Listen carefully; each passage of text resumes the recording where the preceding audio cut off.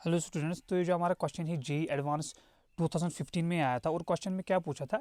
Not considering the electronic spin the degeneracy of the second excited state of n equal to 3 of hydrogen atom is 9 while the degeneracy of the second excited state of H negative. तो सबसे पहले दिया हुआ है कि अगर हमारे पास hydrogen होगा और हाइड्रोजन हमारा है तो इस केस में हमारा जो सेकंड एक्साइटेड स्टेट होगा तो उसका डिजेनरेसी कितना दिया है, उसका डिजेनरेसी हमारा 9 है, n इक्वल टू 3। तो अगर हम पहले देखेंगे कॉन्फ़िगरेशन, तो अगर हाइड्रोजन देखेंगे सिंगल इलेक्ट्रॉन स्पीशी है। सिंगल इलेक्ट्रॉन स्पीशी के केस में जब हम कंसिडर करते हैं क्या एनर्जी का ऑर्डर, तो वो n के बेसिस पे किया जाएगा। तो पहले हमारा 1s आएगा, उसके बाद हमारा जो है एनर्जी होगा किसका, 2s का, और 2p का। इनका जो एनर्जी होगा वो सेम होगा बिकॉज n का वैल्यू सेम है, n का वैल्यू सेम तो एनर्जी सेम। उसके बाद जो होगा 3s का होगा और इसका इक्वल होगा किसके बराबर, 3p के इक्वल, और इसका इक्वल होगा 3d के बराबर।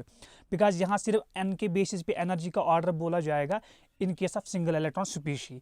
तो यहाँ पे अगर आप देखोगे n इक्वल टू 3, तो n इक्वल टू, अगर हम इसको मानेंगे ये हमारा ग्राउंड स्टेट हो गया, ये हमारा कौन सा स्टेट हो गया, फर्स्ट एक्साइटेड स्टेट हो गया, और ये हमारा हो गया सेकंड एक्साइटेड स्टेट, जो कि हमारा कौन सा बन जाएगा, n इक्वल टू 3। तो सेकंड एक्साइटेड स्टेट के केस में आप देखोगे तो डिजेनरेसी कितना आ रहा है, 9 आएगा बिकॉज 3s में एक ऑर्बिटल होता है, 3p में 3 हो गए, और 3d में हमारे कितने हो गए, 5। तो ये 9 आएगा जो कि हमारा गिवन था।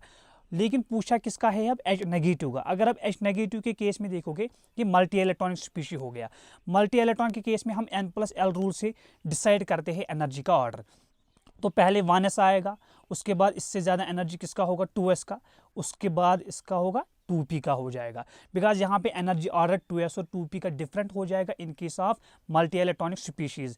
So it will be based on the n+l rule. तो ये हमारा ग्राउंड स्टेट हो गया, ये हमारा फर्स्ट एक्साइटेड स्टेट हो गया, और ये हमारा सेकंड एक्साइटेड स्टेट हो गया। तो सेकंड एक्साइटेड स्टेट के केस में आप देखोगे 2p आ रहा है, तो 2p का डिजेनरेसी कितना आएगा, 2p में हमारे 3 ऑर्बिटल होंगे।